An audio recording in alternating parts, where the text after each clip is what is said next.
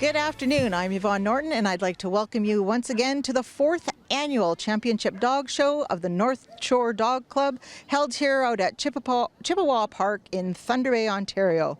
We would like to begin by acknowledging that we are on the Robinson Superior Treaty Territory and that the land in which we gather is the traditional territory of the Anishinaabe and the Métis. So we have once again a championship dog show where we're going to start with our sporting group. We have judges this year from across not only Canada, but we also have a special guest from Japan. Our first group, as soon as we get going, will be our sporting group. And this is a group composed of setters, retrievers, spaniels, and other pointing breeds. All right, as they call the sporting group in, today's sporting group will be judged by Mrs. Melody Roth, and she is from southwestern Ontario. And as we see the dogs coming in, we have a lovely bunch of retrievers, followed by a setter and a spaniel.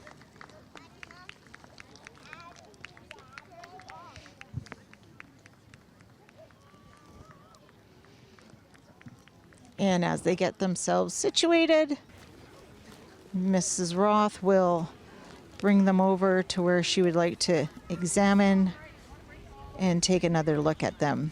Now, previously in the day, all these dogs have been judged in their respective breeds, and the dogs you see here in the ring right now are the best of breed winners. First up, we have the flat-coated retriever. This is a hardy, durable dog, and it is very distinctive amongst the other retrievers with its flat black coat. They have a very willing personality. They're a very high functioning dog, but also a great family pet.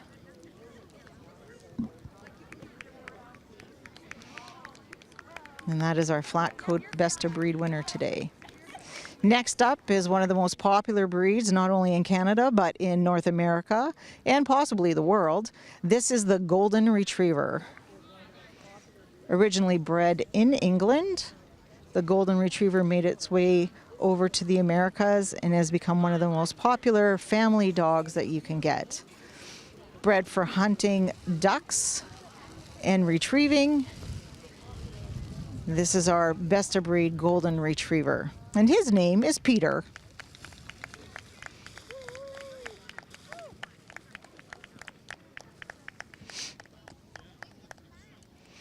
Next up is the Labrador Retriever. This is a Canadian breed.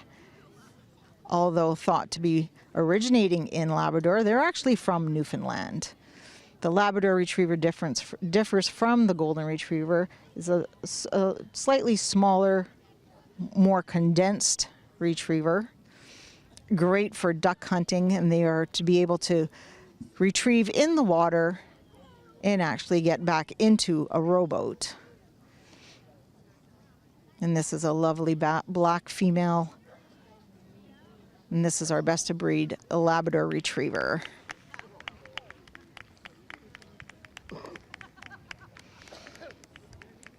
Up next is another Canadian original. This is the Nova Scotia Duck-Tolling Retriever.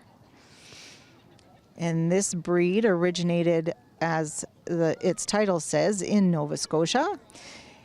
And although this is a fantastic retriever, they have a little bit of a different job when it comes to hunting. They entice the ducks to come closer to shore by playing on the beaches. And the ducks would come in with their curiosity, and then the hunters would be able to trap them that way. And this is our happy-go-lucky little duck toller, best of breed winner. Yes. I thought, Anna, I was. No. Where are you? I don't know. No, I thought you. And now up next is our English setter. Setter's different from retrievers because we use setters for upland game hunting. So that would be in clearer fields So their make and shape is a little bit different than the retrievers for their function in their hunting job. There are actually four types of setters. There is the ever popular red mahogany Irish setter, then the black and tan Gordon setter from Scotland, and then the white and either black or this color, orange, Belton setter, which is from England. And then there's also an Irish red and white setter. Up next is another very, very popular breed. This is the American Cocker Spaniel. And here you see what we call a party color Cocker Spaniel, where they have white and black, or they can be white and brown, or white and black with tan points.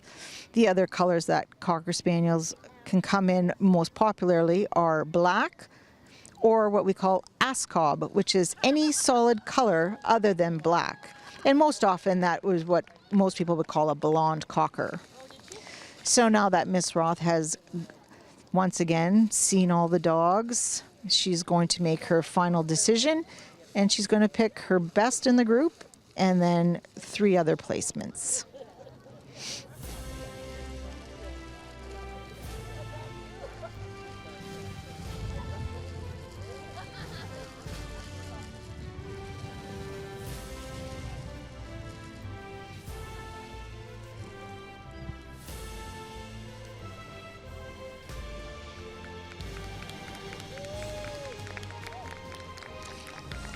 And she's taking one more look at them, deciding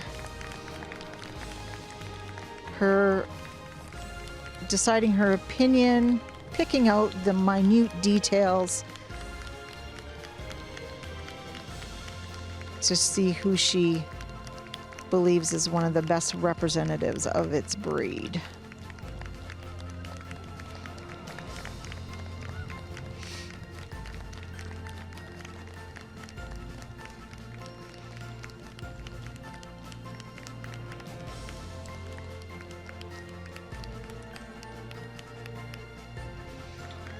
Oh.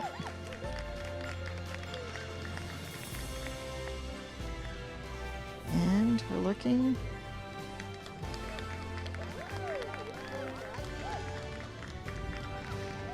And I think there she has it. The Golden Retriever is first, the Flat-Coated Retriever second, English Setter is third, and the Labrador Retriever is fourth. And there we have it. That is our sporting group.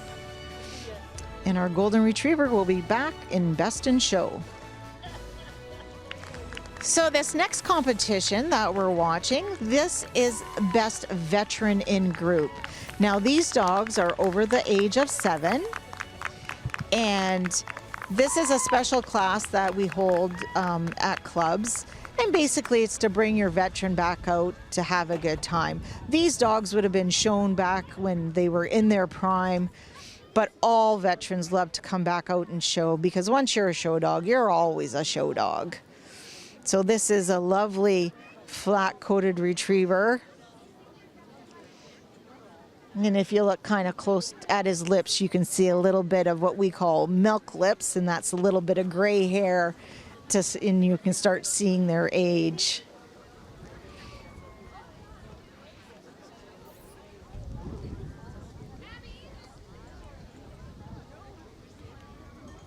And for a veteran, this dog still can get up and dance, as we like to say. And next here is a beautiful Golden Retriever veteran.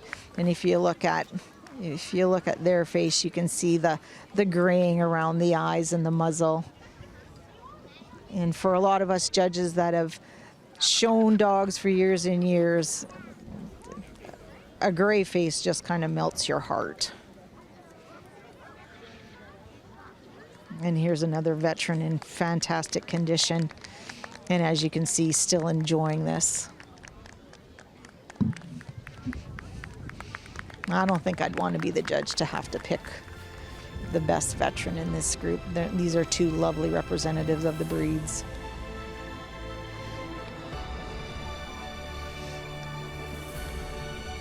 I think that's what Miss Roth just said. And she's gone with the Golden Retriever. Both are beautiful dogs. Next will be the Hound group. And these are what we call the sporting hounds. And the hounds are basically divided into two categories. They're either a sight hound or a scent hound. So sight hounds, exactly how that's and how it sounds, is they hunt by sight. So these are a lot of the taller, the leggier type of breeds, such as Afghans, Salukis, Pharaoh hounds, and Whippets, greyhounds. You'll see them, and that's how they find their game. And then they are extremely fast. Like everyone knows about greyhounds being really, really fast. Greyhounds and Whippets. Well, most sight hounds can put on a lot of speed.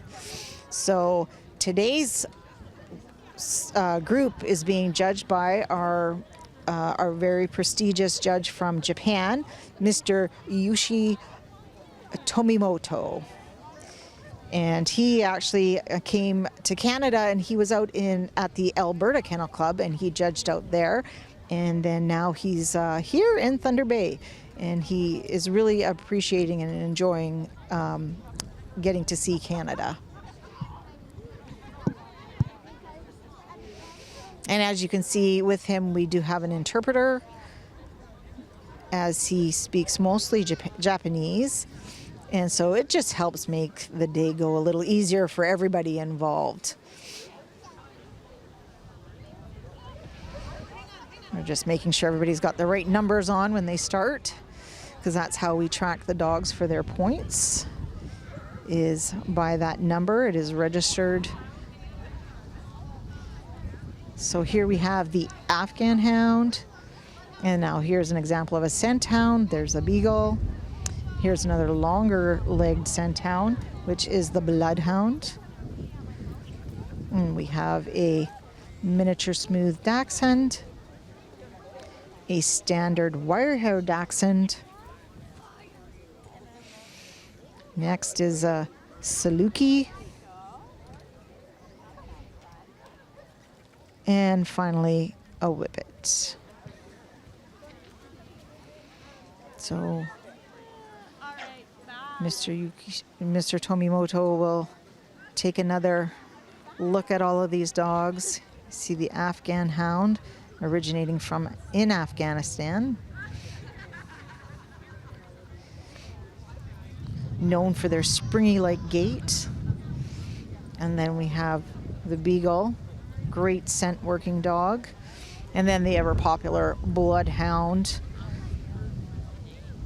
They are really good at search and rescue, and you'll often see all that wrinkly skin. That's to help them gather scent while they're looking. And it looks like Mr. Tomimoto will waste no time in picking out his group and the dogs he is appreciating.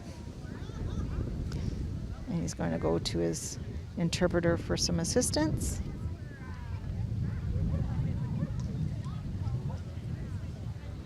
He's going to send these dogs around.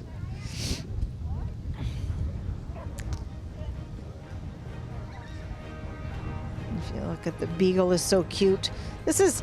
Beagles are really cute, but they are a very difficult breed to train. They are very, very strong-minded. But you put the work in, and you can have a fantastic dog on your hands. And that's what he's going to do. Beagle is first, Whippet is second, Saluki is third, and the Bloodhound will be fourth.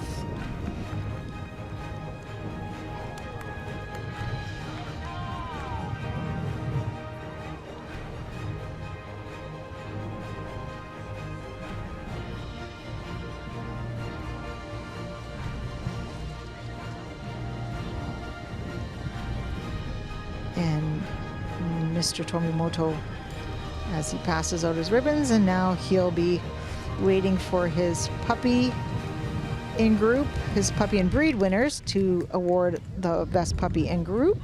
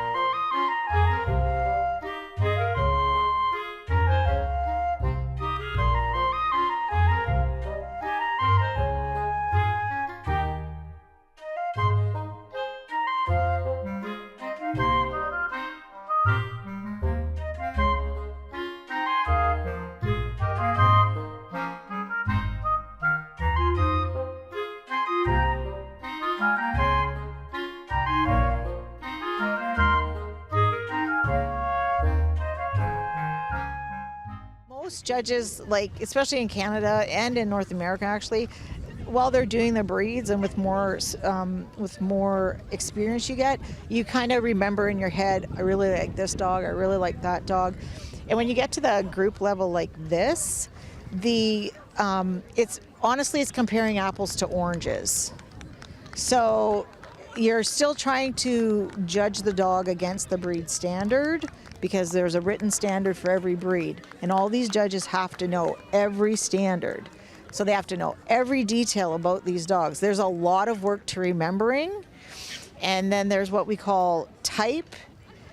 So there are certain, and when we talk about type, that's the way a breed is supposed to look, like its essence.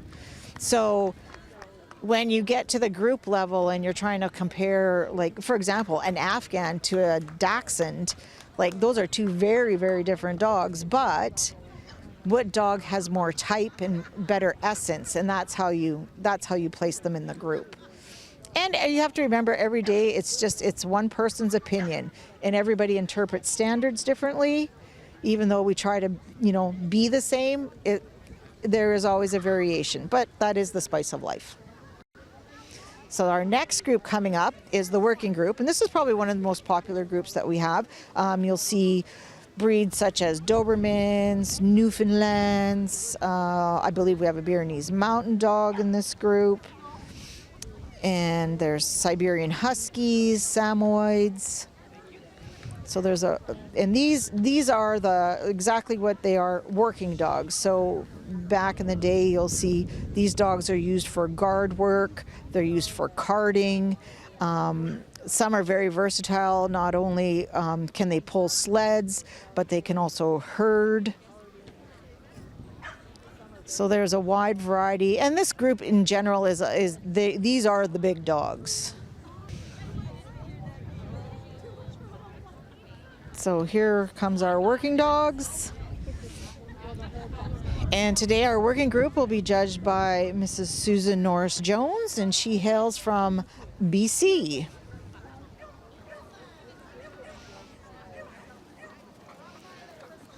And as I said, this is the big boy group. So these dogs are generally of a larger stature, and they were bred for specific purposes.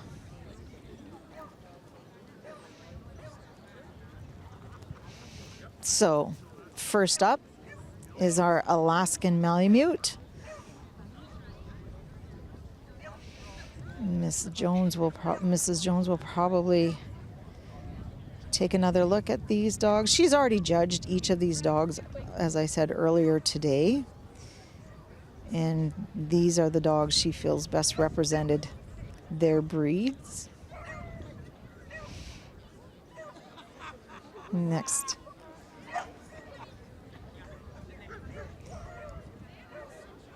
This is a lovely lineup of working breeds, and you can see a variety of different types and styles. You'll see the Nordic type breeds like the Alaskan Malamute and the White Samoyed at the end of the line, and the Siberian Husky.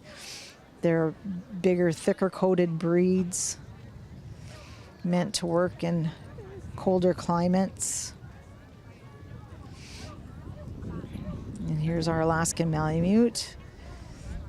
And these dogs were not only bred to pull sleds, but they're actually what we call barge dogs. This is a bigger style dog than the Siberian Husky. Siberian Huskies are bred more for speed, whereas the Alaskan Malamute is the draft horse of the northern breeds. So they pull heavier, much heavier weights, but not at the pace that, you know, the Siberian Huskies would.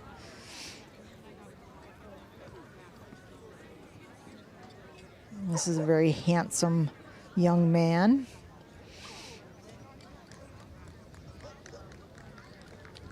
And that is your Alaskan Malamute. Next up is the Bernese Mountain Dog. This is a breed developed in the Swiss Alps. And they have a very thick plush coat.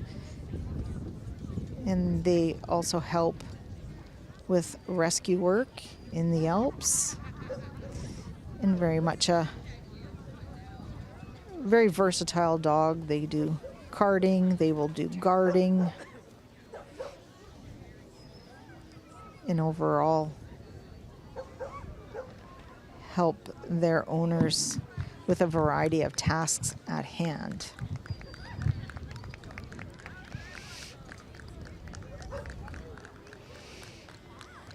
And next up is the Doberman Pinscher.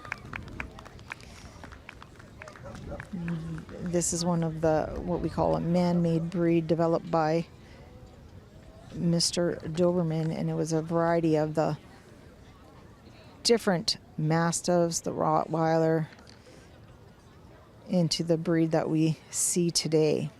And this too, another versatile guard breed known for, in the wars, their work at patrolling.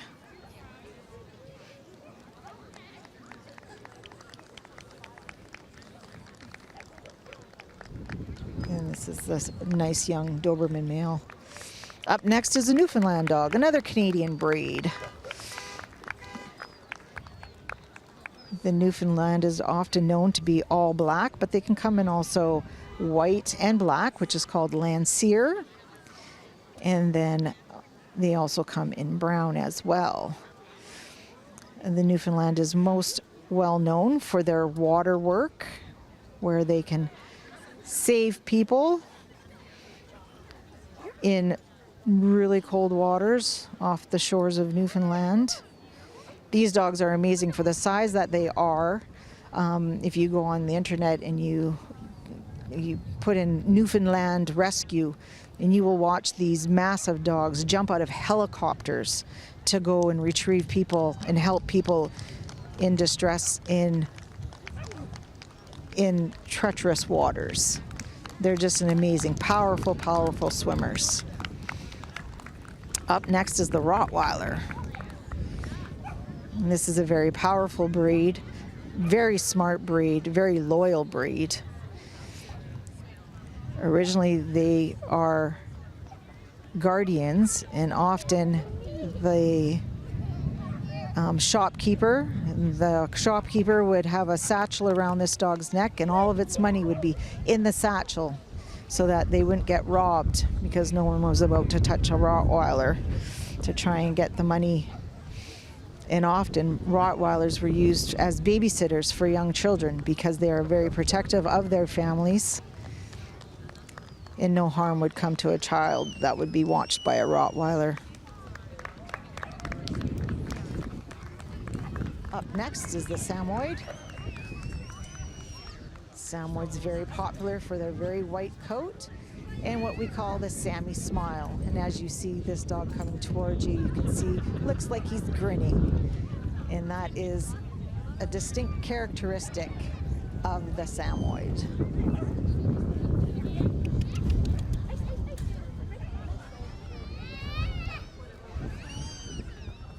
Samoyeds also in the north, originally, not only are there sledding dogs where they can pull sleds, but they're also reindeer herders.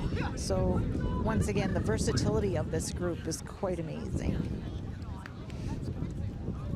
And this is our best of breed Samoyed. And last to our group is the Siberian Husky, one of the most popular breeds in this group.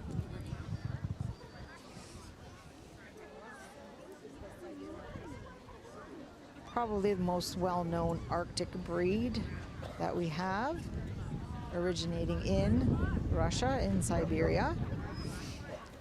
And as you can see, they are a smaller breed than the Alaskan Malamute, but that's why they were meant for speed. And there's very many famous stories of Siberian Husky teams racing across the tundra with goods and services for people. And this is a very, very hardy breed as well. And they're very headstrong.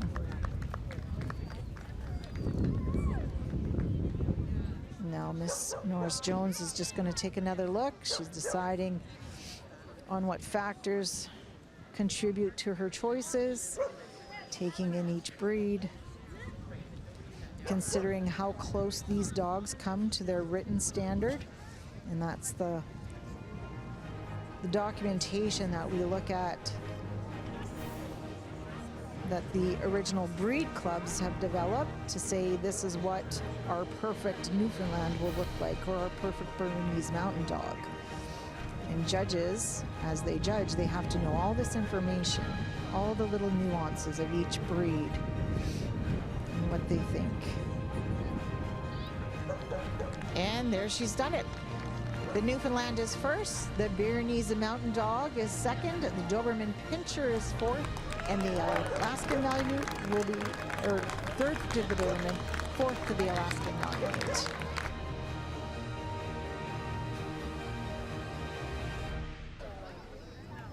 And Miss Norris Jones will choose between which puppy she prefers.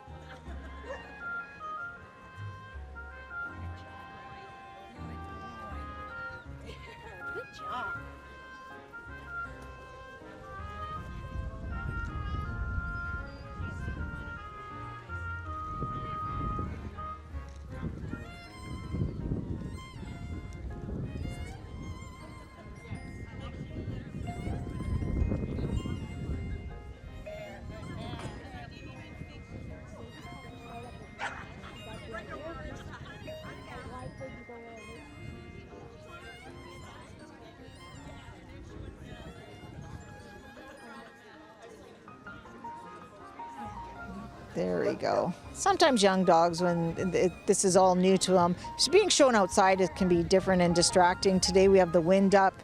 Wind can really literally blow some puppies' minds because it's flapping of tents and signs and the rest of it.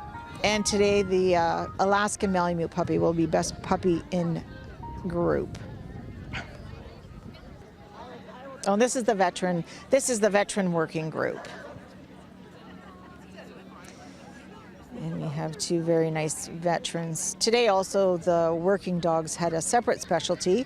And what a specialty show is that it's special to either a certain breed or a certain group or a certain type of dog. So today we had the Northwestern Ontario Working Dog Association, which was judged earlier this morning, and it was judged by Mr. Tomimoto from Japan.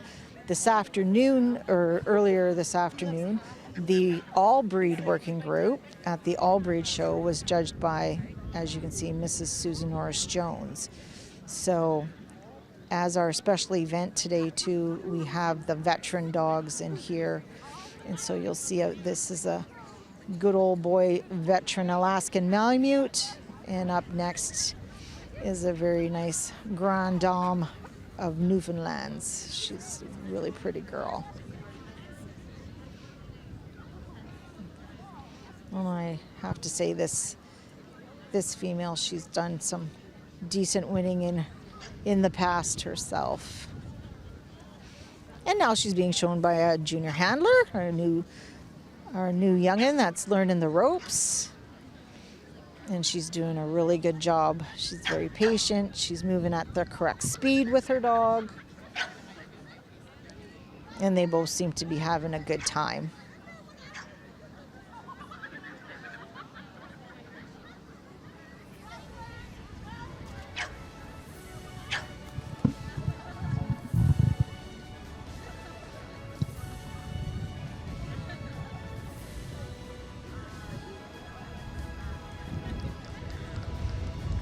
And the Newfoundland is our best veteran in group.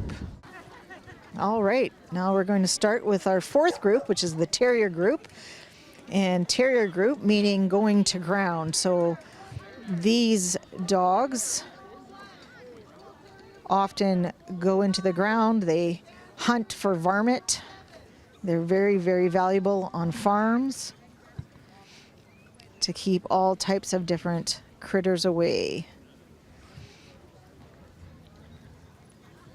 So our very first, and there's a variety of different sizes, shapes, coat types in the terrier group. The majority of the terriers that we see here in Canada, they all originate from the British Isles. But as we expand our knowledge of dog breeds, you will see terriers can come from a variety of countries, not just the British Isles. Our first dog in line, you can see, is the Border Terrier. And then we have the Bull Terrier. And then behind that one is the Miniature Bull Terrier, a Cairn Terrier, and a Miniature Schnauzer. So the Border Terrier going down and back. Now the two things about the Border Terrier. First of all, they are supposed to have a very otter-like looking face. And you're supposed to be able to span your hands around the rib cage. Now, as we watch the Bull Terrier going down and back, if you recognize her, there's a good reason. This is our group winner from the Westminster Dog Show. That is Frankie. And most people don't realize, but Frankie is born and bred. It comes from Thunder Bay. And there we saw the Miniature Bull Terrier, and that's what exactly it is. It's a miniature version of the Bull Terrier. As you can see, he's much smaller than Frankie. Next up is the Cairn Terrier. And the last breed going down in back is the Miniature Schnauzer. Now, Miniature Schnauzers come in 3 different sizes. There's the Giant, then the Standard Schnauzer, and then as you can see, this is the Miniature Schnauzer. The Giant and the Standard Schnauzer are both in the working group, even though we didn't have any of those here with us today. So once again, Mr. Tomimoto is looking at his group of dogs.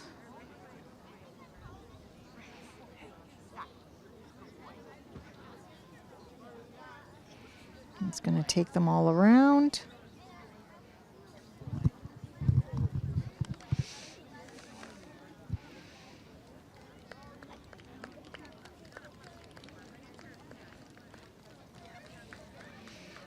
Looking at making his decision.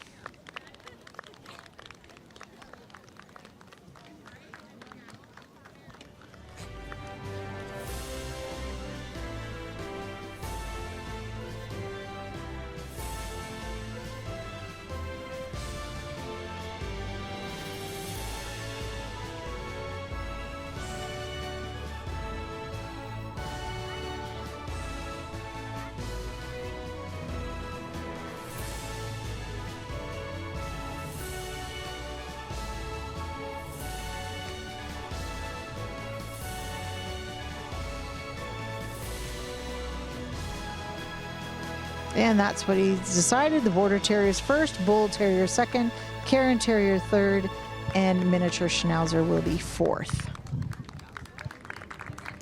And this is a white mini Bull Terrier. That will be our best puppy in group contestant.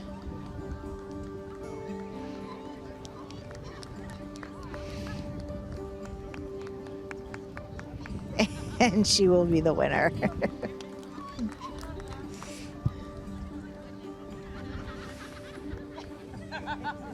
Well, we're more than halfway done our groups at this point in time.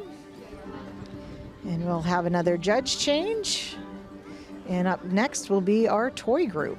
And that is our little dogs. And these dogs were meant to be strictly companions for people. And up next now is our toy group. And as we know, the toy breeds are companion breeds for people.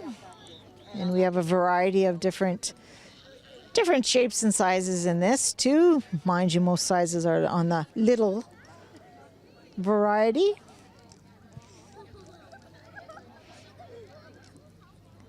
Today's group will be judged by Wendy Maisie, and she hails from Calgary, Alberta. She has bred Cavalier King Charles Spaniels, which is the very first breed that you see in the group. But originally she did breed Doberman Pinschers. And I believe she owns a couple of Berger Picards as well, which is a herding breed. She's going to take a quick look down the line. The first dog here is a Cavalier King Charles Spaniel, and the color is Blenheim. The second dog is a long-coated Chihuahua. And if you look, the third dog, similar to the second, except it's a smooth-coated Chihuahua. The fourth dog is a Papillon. The fifth is a Pomeranian, and in the background there, the little Kleenex box looking type, as people tend to say, is a Pekingese. Now the Cavalier King Charles Spaniel. Oop, and then we still have our toy poodle bringing up the rear here. So our Cavalier King Charles Spaniel, they have very, very plush faces and soulful eyes. And they're always supposed to have a happy, merry tail, which, as you can see, this dog, CJ, does. And CJ is actually being shown by Mr. Robert Whitney, who has served in the Canadian Kennel Club in a variety of different positions, and he too is an all-breed judge. And back in the day, he was an all-breed professional handler as well, and was well known for showing Afghan hounds. And we're very happy to have him because he lives in southern Ontario, and he came up to enjoy our show. Next on the table is the long-coated Chihuahua. And Chihuahuas are very, very tenacious. They are definitely a big dog in a little dog body. And as you can see, this male going down and back, he has a lot of attitude and a lot of confidence for being a small dog. I don't really think he knows that.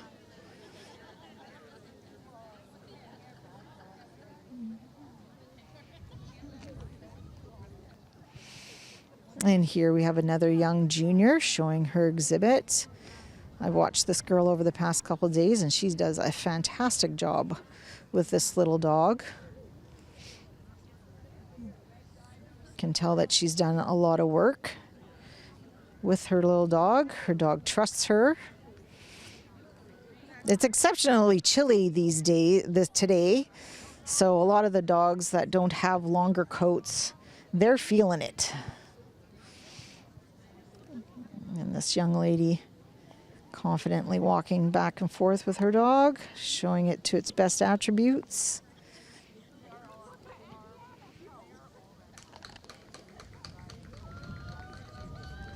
And you'll see it too is confidently walking around the ring.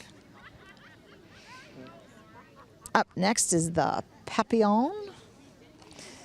The Papillon is known as its French name says for its butterfly ears, and it has large ears with feathering off the sides. And Papillons actually have two varieties. They do have the erect ears, and then there's another type that is called Féline, and that is where the ears do not stand erect, such as the one we're seeing here.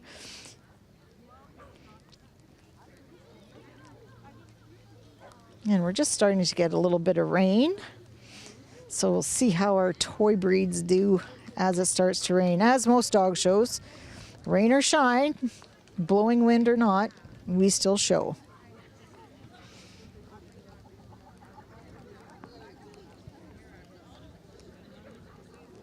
And up next here on the table is the Pekingese. Now this is an ancient breed, and only royalty in China at one point in time was ever allowed to own this breed. And you will notice as this dog walks, it walks fairly slow. And the reason for it's supposed to trundle is because it was actually for royalty children, and they weren't meant to go fast so that the children could catch up to them and be able to pick up their dog. So Pekingese their faces are very indicative of what we call an envelope. Their head is to be shaped like an envelope, flat along the top with a distinct pushed-in face.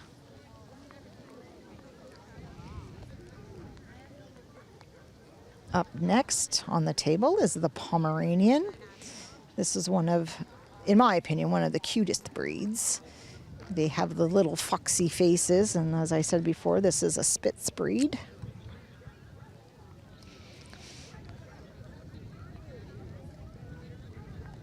And a lot of times you don't often see a lot of black and tan Pomeranians. It's definitely a loud color, but usually you'll see them, they're a red color.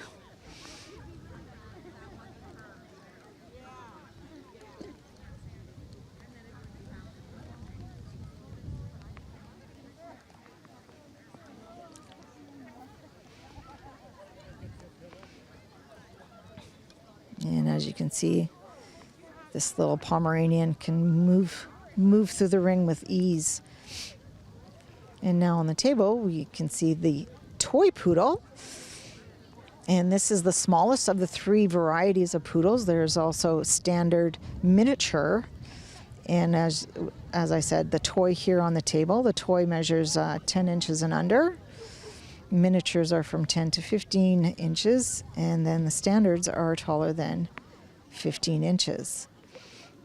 And the breed standards is exactly the same for all three, just the variation in the height. So as you can notice, this dog has what we call the open trim on it. It's called a Continental. And after a poodle turns 1 year of age, they are clipped out into either this clip or what we call an English saddle. And when we go into the non-sporting group where the standard will be seen, I'll explain more about the trim. Now she's gone over all the dogs. One more time, she'll take another look at them.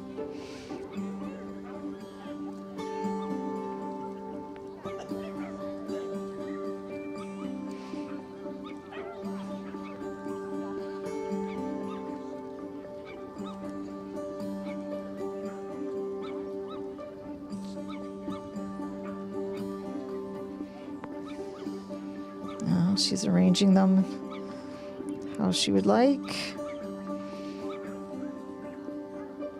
Yeah. I'm just going to take the 4 around.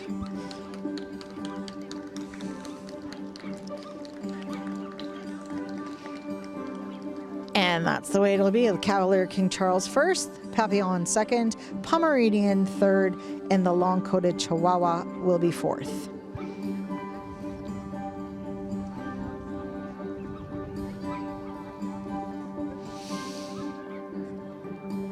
And I believe this is our only entry in the puppy group for the toy dogs.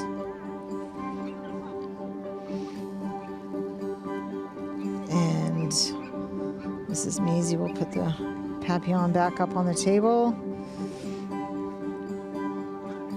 Even though it's the only one, judges tend to like to let puppies, give them a little more experience, spend a little more time with them, gives them a little confidence boost in the ring.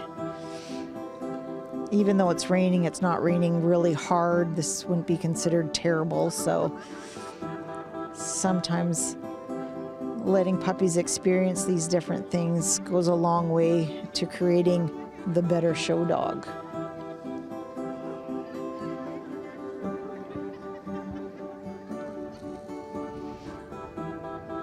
And as you can see, there's lots of sights and sounds to distract the puppies, but as they get more experience, they get better at tuning out the other noises. Oh, and I believe we also have a veteran in our group as well. And it is another Papillon. We seem to get a good, strong Papillon entry here at our show.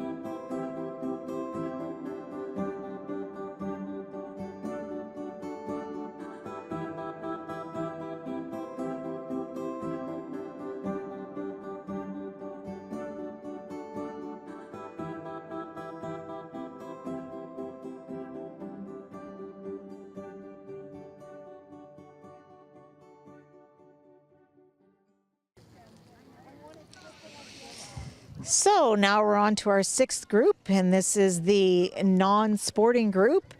It's kind of a catch-all group. It's a variety of different shapes, sizes, and functions.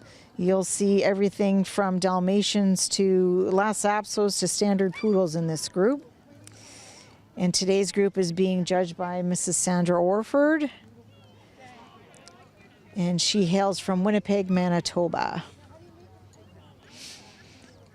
And Mrs. Orford has just told everyone to move to where you're going to be comfortable when you move around as a group. So generally the Dalmatian and the standard poodle, because they are the longer legged breeds, tend to go up front. And then the shorter, stockier dogs, such as the bulldog, will be at the end.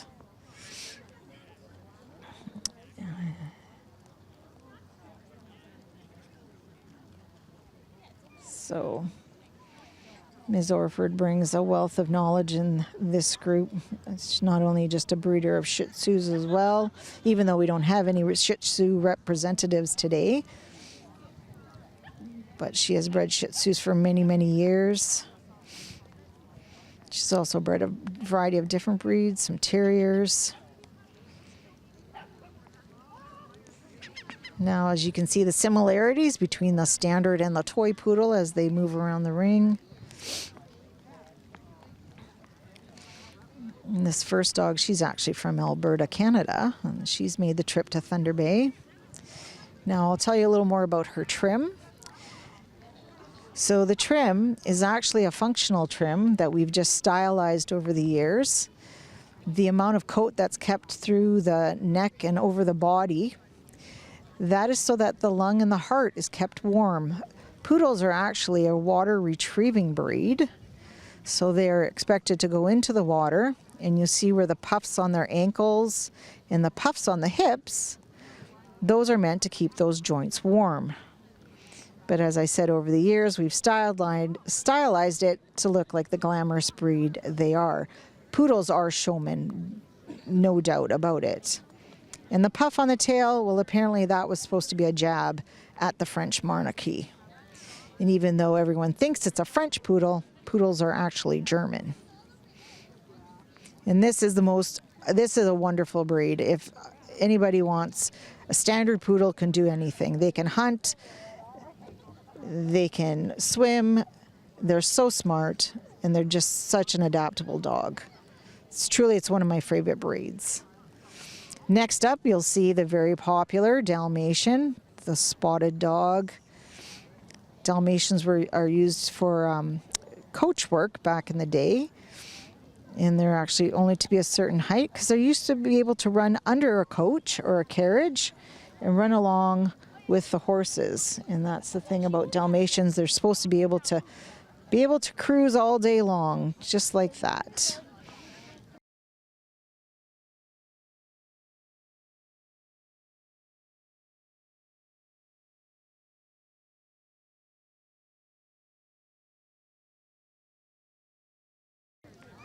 Here we have another dog, and this dog's actually from Manitoba as well.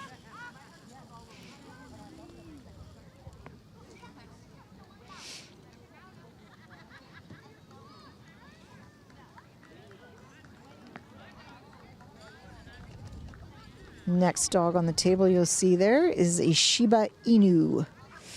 And this is a Japanese, originated in Japan, this breed. It's a very strong breed in Japan still. And actually our judge, Mr. Tomimoto, he is a breeder of Shiba Inu.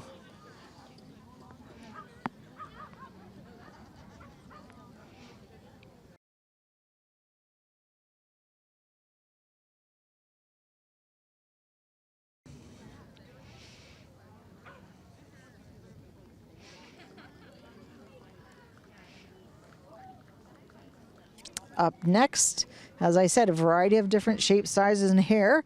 This is the Lhasa Apso. This is also a Tibetan breed. And they were considered to be guardians for the monks in the temples.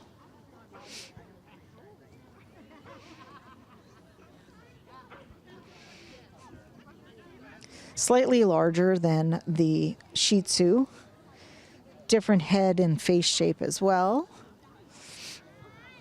But this is what we call a drop coat breed.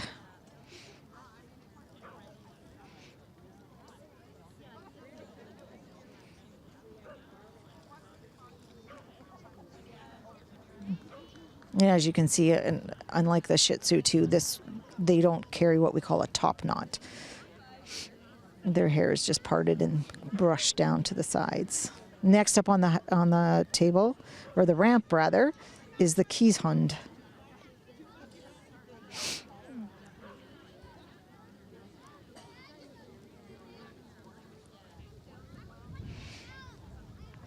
And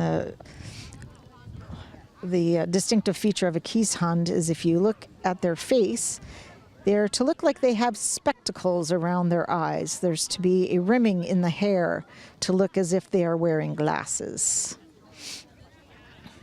And this is just a young Keeshond today. And this dog comes from southern Ontario, and they make their way up almost every summer to come and join us.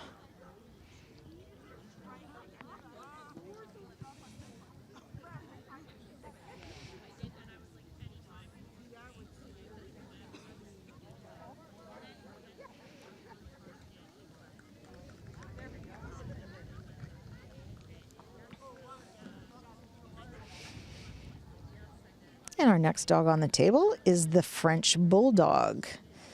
Much smaller than the English Bulldog, and also their ear shape is very different.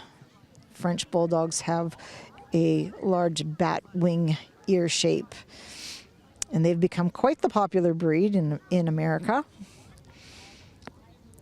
And unfortunately, one of these breeds that are becoming a little bit too popular as far as crossbreeding and things like that. There's often merle colors that come out in this breed, and anytime you see a merle French Bulldog, that's not a purebred bulldog.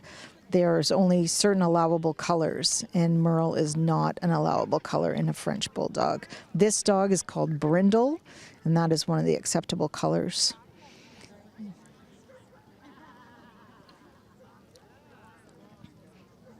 And now on the ramp, you can see is the English Bulldog. And you can see as this one comes toward us, the distinctive face, the undershot jaw, and the body size and type on this dog.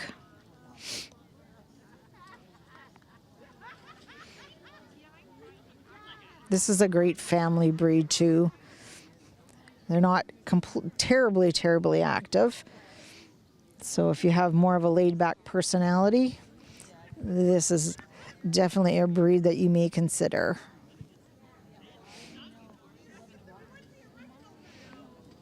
So now that she's gone over all the dogs, she's going to take another look.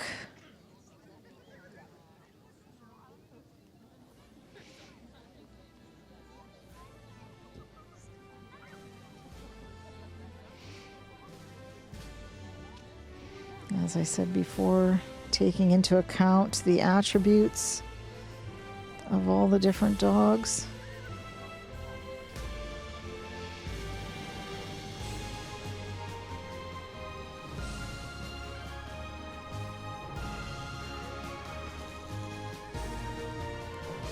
And there you have it. The Standard Poodle is first, the Lhasa Apso is second, Shiba Inu third, and the Dalmatian will be fourth.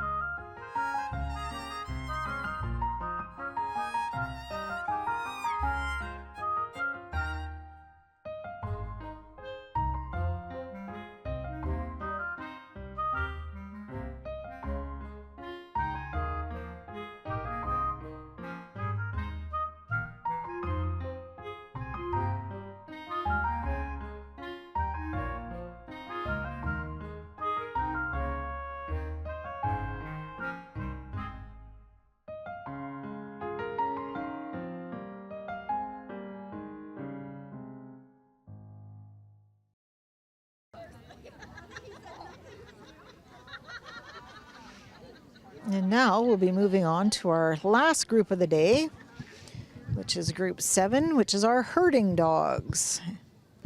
And our herding dogs do exactly that. They herd different types of livestock. All right, now we have our herding dogs entering the ring. And we have a variety of different herding dogs coming in.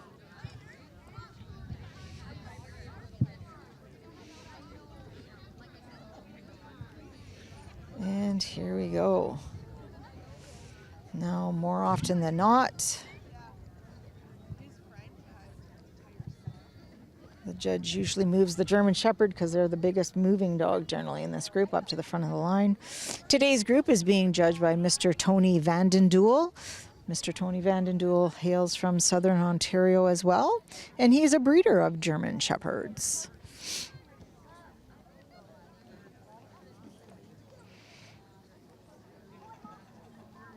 So he'll once again have them go all the way around to the examination area.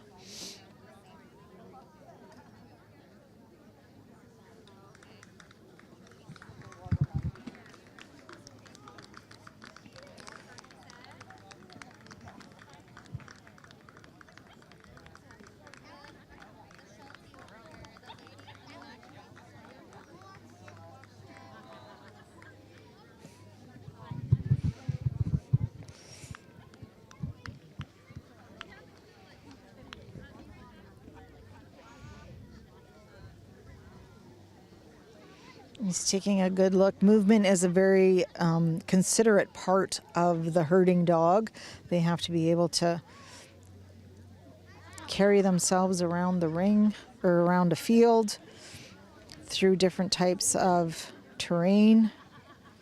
So their function on their legs is very important. This first dog that we see up is called the Australian Shepherd.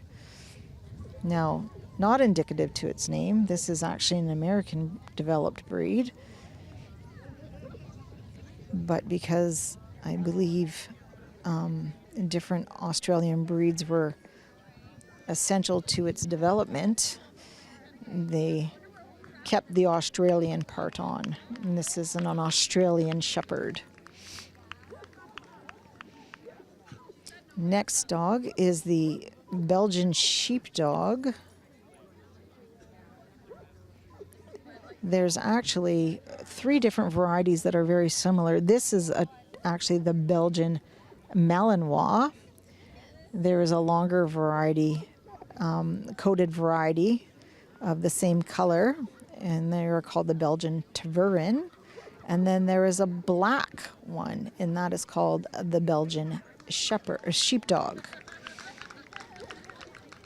Belgian Malinois have become very well known for their guard and their Schutzhund work, their work with the military and police forces. Up next is, everyone knows as the Lassie dog. This is a rough collie, although not the same color as Lassie. This would be considered a tri. This is a very, very old, famous Scottish breed.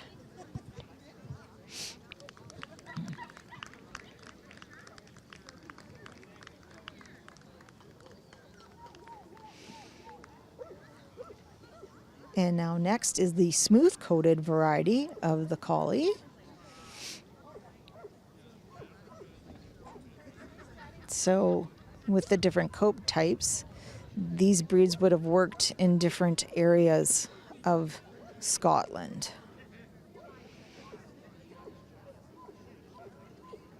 And collies is one of the breeds that we would call a head breed. Their head shape is very distinctual and very part of their essence.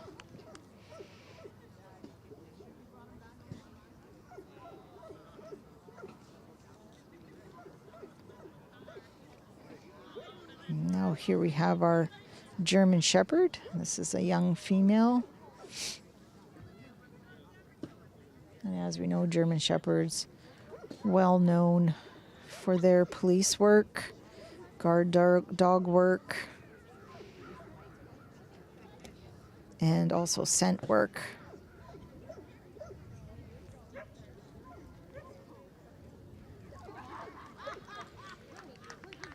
And you can see the distinct flying gait on the German Shepherd, which means all four legs actually come off, 4 feet come off the ground at the same time. Up next is the Cardigan Welsh Corgi. This is the Corgi with the tail. And they're built a little differently, and their shape is a little different than the Pembroke, as you can see when the Pembroke goes down and back. But they're a very tenacious herding dog as well, being able to get down low on livestock and making them move. And even though he has short legs, this dog can definitely cruise around. And next we have up the Shetland Sheepdog. Contrary to what most people believe, this is not a miniature collie. They're actually a very different breed. Collies were not bred smaller to create this.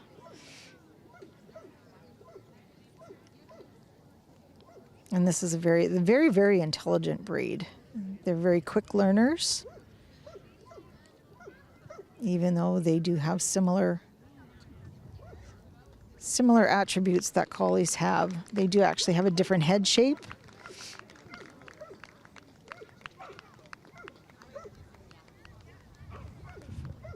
And up last, we have the Pembroke Welsh Corgi, and this is well known to be the Queen's dog. As we know, Queen Elizabeth had many over the years, and she did love her corgis. And as you can see, this one has no tail, and if you can see the body a little bit lower to the ground, their faces are a little different. This has a more foxy face. So when we talk about herding dogs use 2 methods to push livestock around. Some use what they call their eye, and some use their body. So dogs like Border Collies, the Australian Shepherd,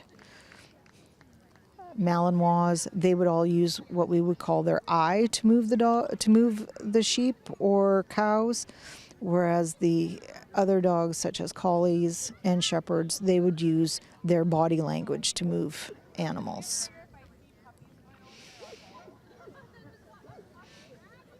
Mr. Van den Duel is taking his time, deciding on who he's going to choose for his best herding dog. Once again, asking them to go around. He's checking what we call side gait.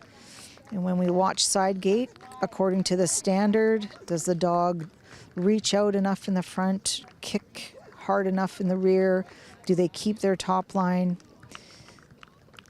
Often we like to see when a dog moves that their shape, what we call their shape, doesn't change. They look the same standing as they do moving. And generally when that happens, that means they're built correctly. And there goes the Shepherd. And there goes the Cardigan Corgi. Beautiful reach and drive on that dog.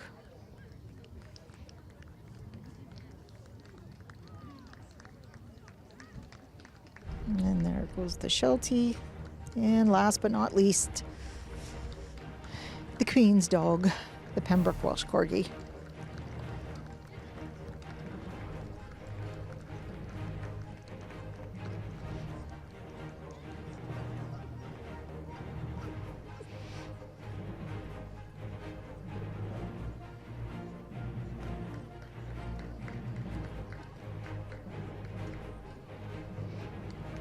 And there you have it. The Smooth Collie is first, German Shepherd second, Cardigan Corgi is third, and the Belgian Sheepdog, Belgian Shepherd is fourth.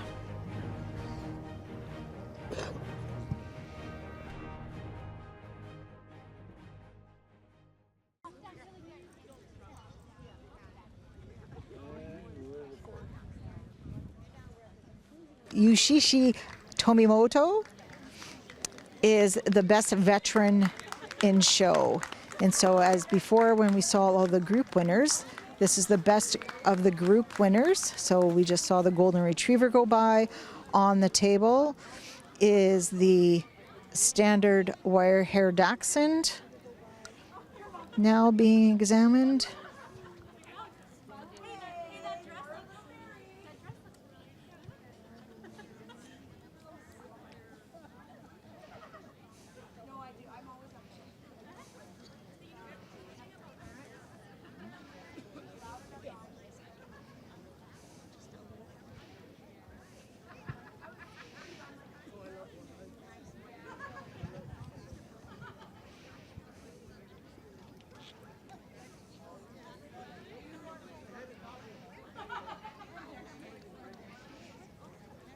Then we look at the standard wire hair dachshund going down and back. Dachshunds are a very popular breed as well, often called the wiener dog.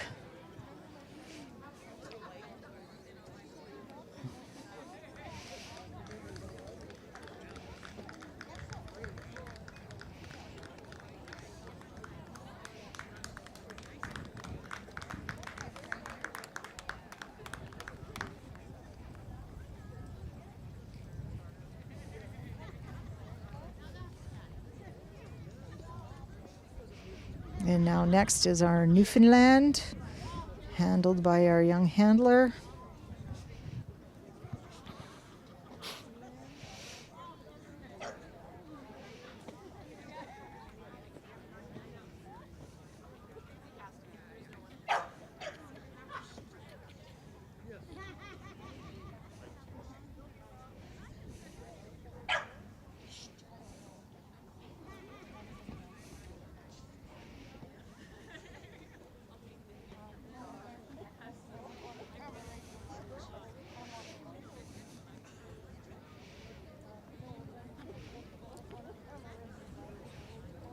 And Mr. Tomimoto will ask the young lady to take her exhibit again once around the ring.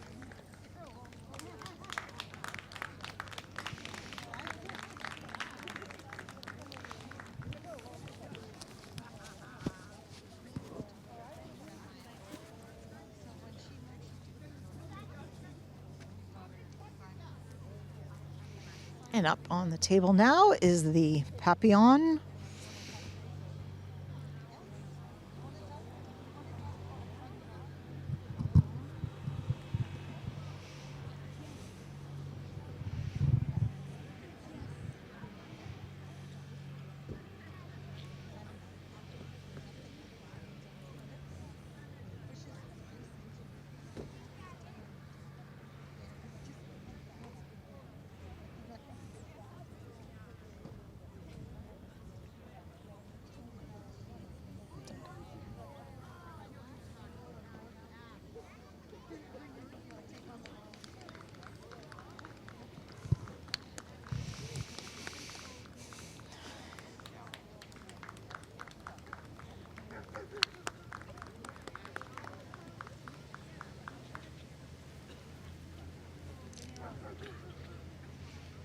And up again now on the table is the Shiba Inu.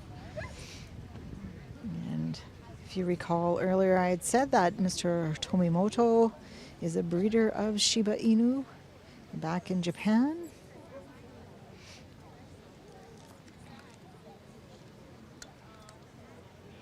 He's very knowledgeable on the breed and has a lot of experience with them, not only in showing them, but in judging them as well.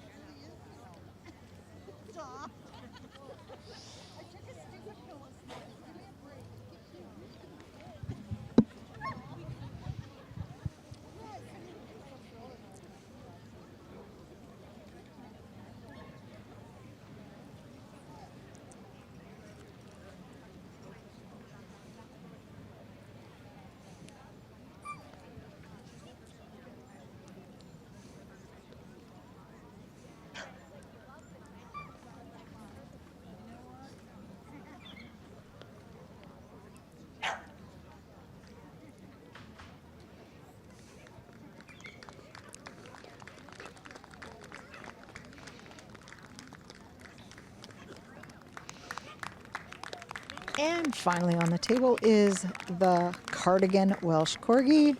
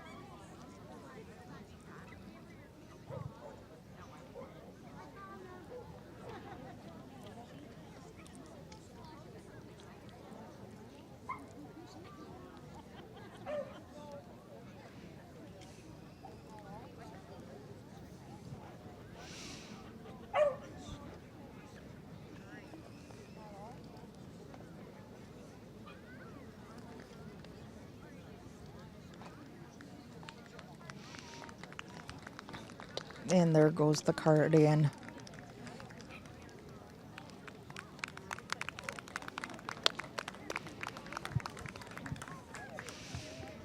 Now, even though these dogs are older, they're still compared to their standard.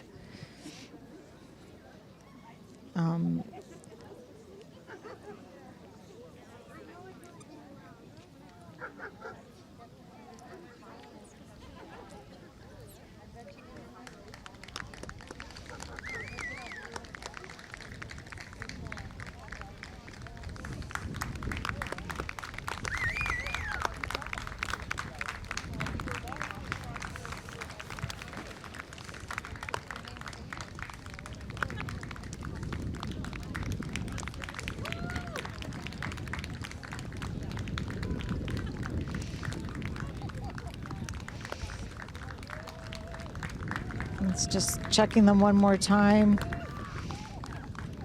Remember how I described form and function.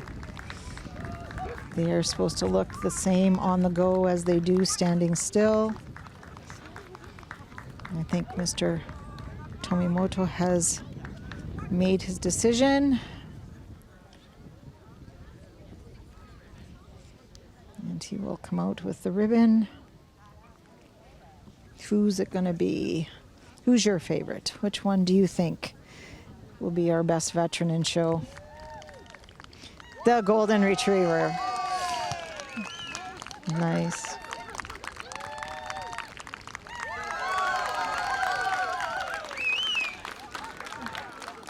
Lovely. All right. Now we're going to get ready for the big deal of the day. For all the marbles, as we say. They're now going to call in the best in each group. And Mr. Tomimoto, he's going to have a job on his hands. Some tough decisions to be made shortly. So from the sporting group, we have the Golden Retriever. The Hound group, we have the Beagle. From the working group, we have the Newfoundland. From the Terrier group, we have the Border Terrier. From the toy group, we have the Cavalier King Charles Spaniel. From the non-sporting group, we have the Standard Poodle. And from the herding group, we have the Smooth Collie.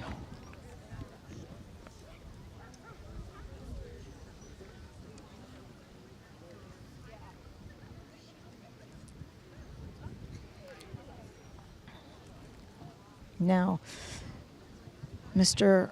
Tomimoto has judged many of these dogs. He may have judged a few of the groups yesterday. The judge that judged them today may not have picked the same winner that he did.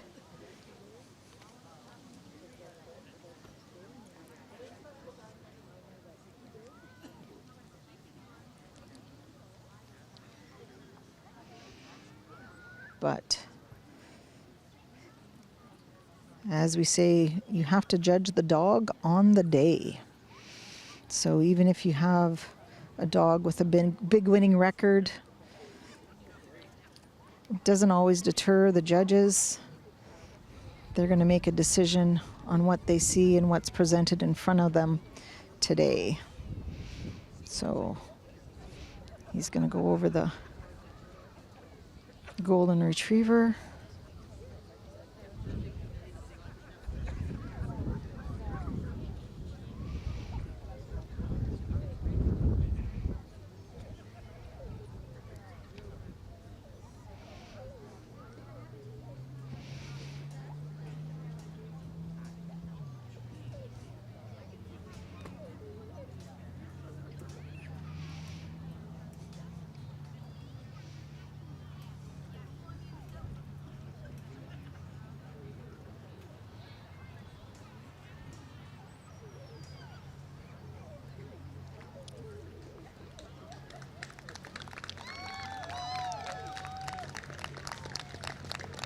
And the crowd likes to get into the excitement.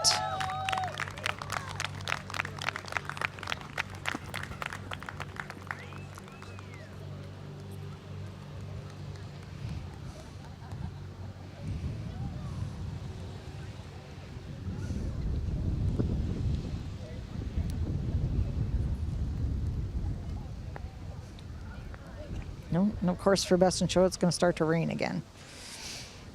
But the show shall go on.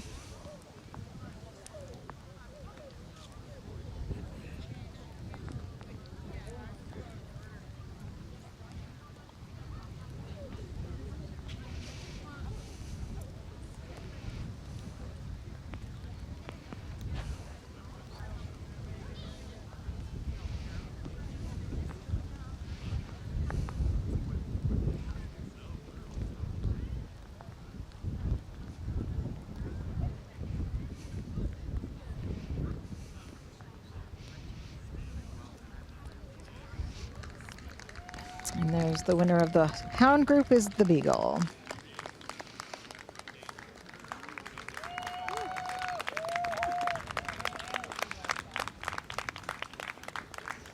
And now next we have the Newfoundland dog.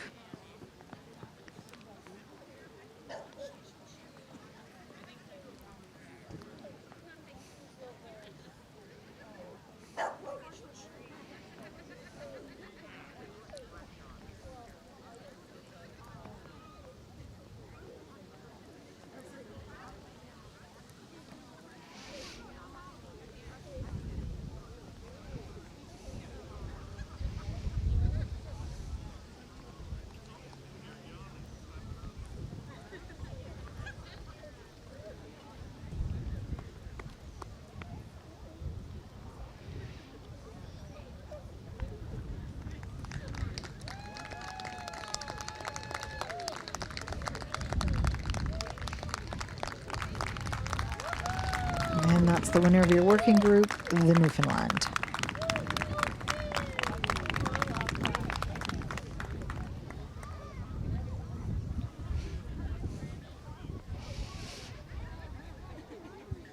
Now on the table is the Terrier. This is the Border Terrier.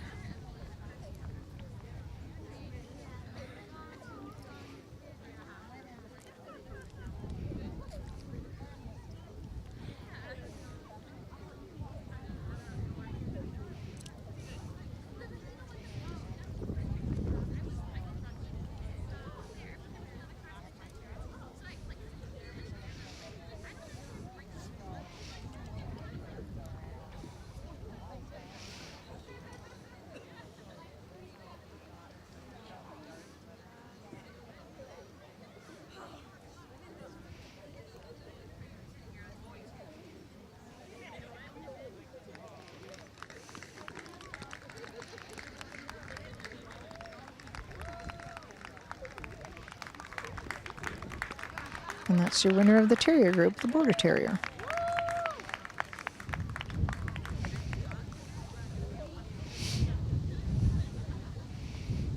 As we can see, the wind is picking up a bit. Makes it very difficult to show the dogs sometimes. The little Cavalier on the table, though, he's a seasoned show dog, so This doesn't faze him that much.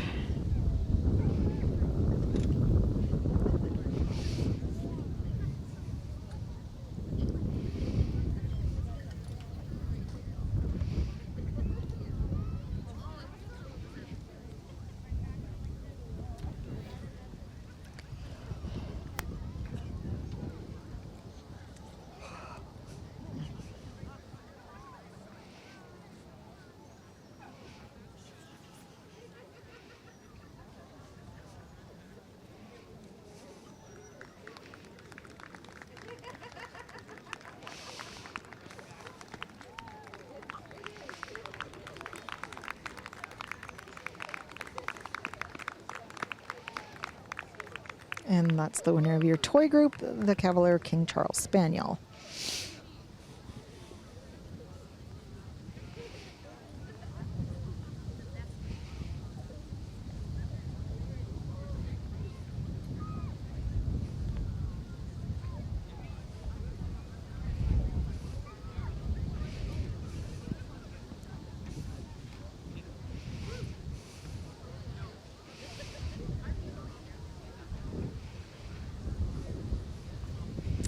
And here we have our glamour girl going down and back.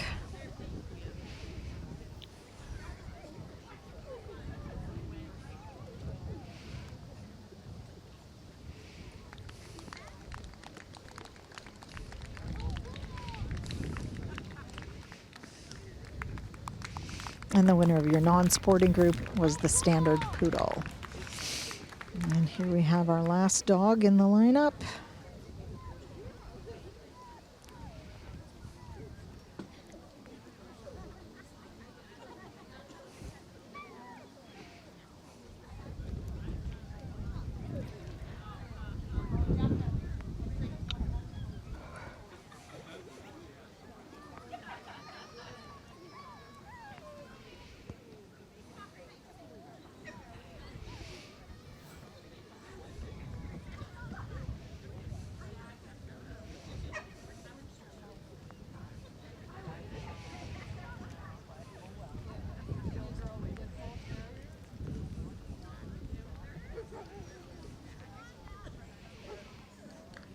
And that is your winner of the herding group, the Smooth Collie. Now Mr. Tomimoto will take another look.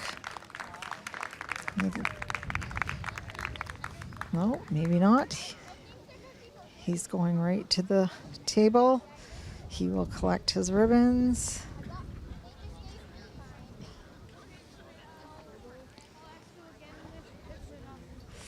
So they will be awarding not only best in show, which will be the best dog in show, but they'll be rewarding reserve best in show as well. And that's basically your runner up.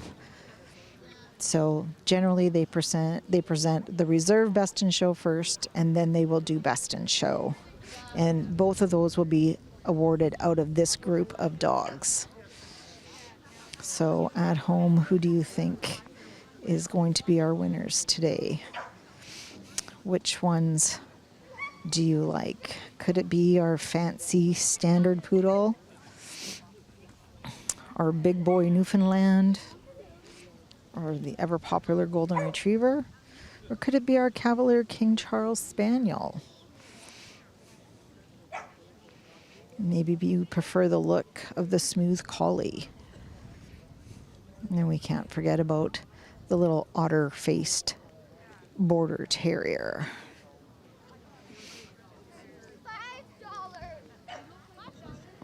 And then we have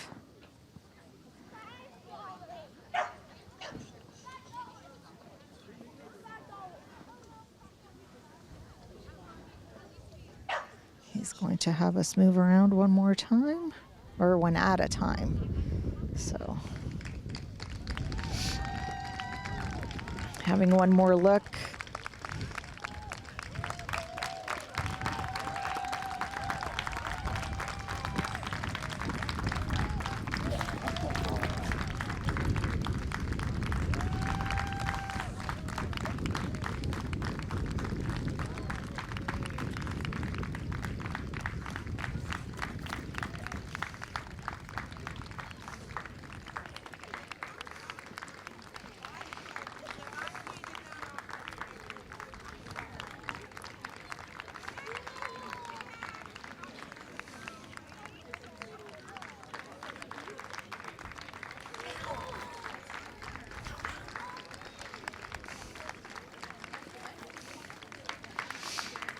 Okay.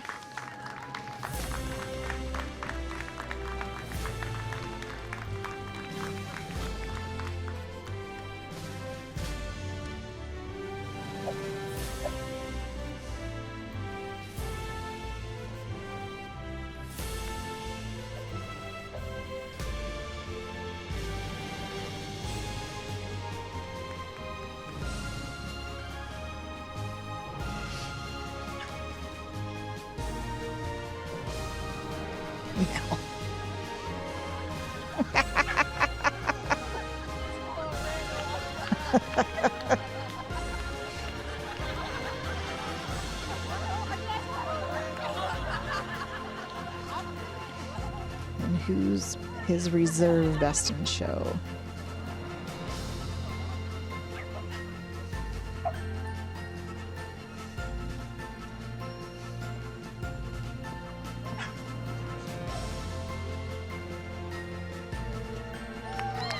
To the Golden Retriever.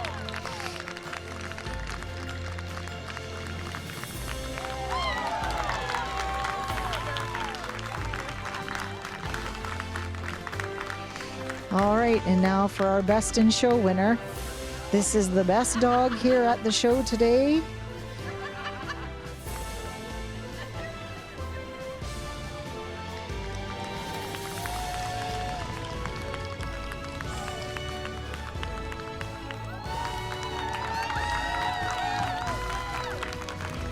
And it goes to the Standard Poodle.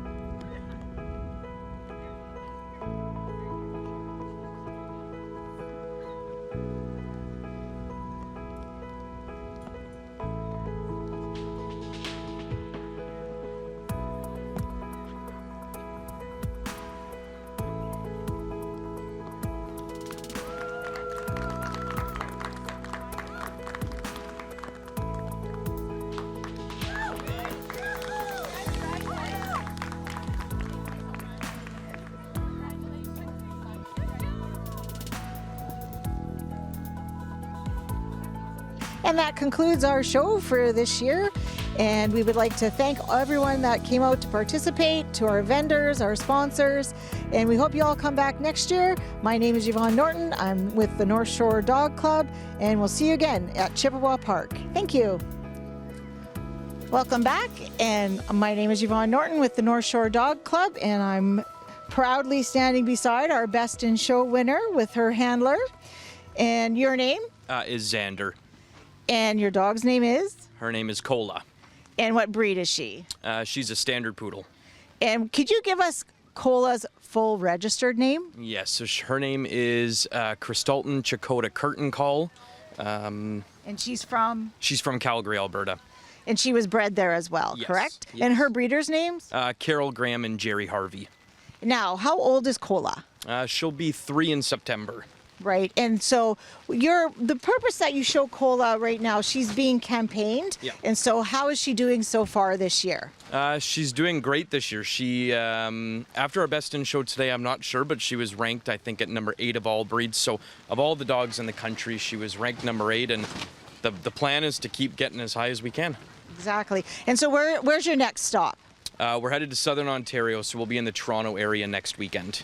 So you travel all across the country showing Cola? Yeah, all over. We've done 3 weeks in Ontario, then we went out and did 3 weeks in BC. Now we're back to Ontario, and yeah, we just all over the place. And how long will you be showing Cola for? Just till the end of the year, and then we'll retire her and hopefully have puppies out of her in February. That's awesome. And so do you believe that Cola enjoys this? Oh yeah, she does. I mean, poodles are very, they're poodly. I mean, she loves being in the ring. It's all about her, and that's what she likes, so. She's very, very fancy. Yes. So thank you once again. And this is Cola, our Best in Show winner for today. Good girl.